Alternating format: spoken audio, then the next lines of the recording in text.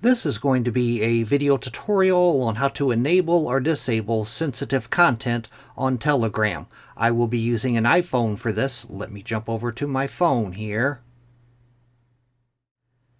I have my phone opened up now and I am on Telegram. To enable or disable 18+ content on Telegram, you want to go down to the bottom and you want to tap on Settings.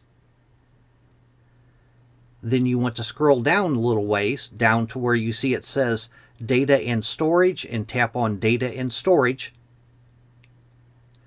Then you'll scroll way down towards the very bottom, and right here, Show 18+ Content. By default, that should be toggled on, as you see mine is, but to turn it off, you just tap on the toggle.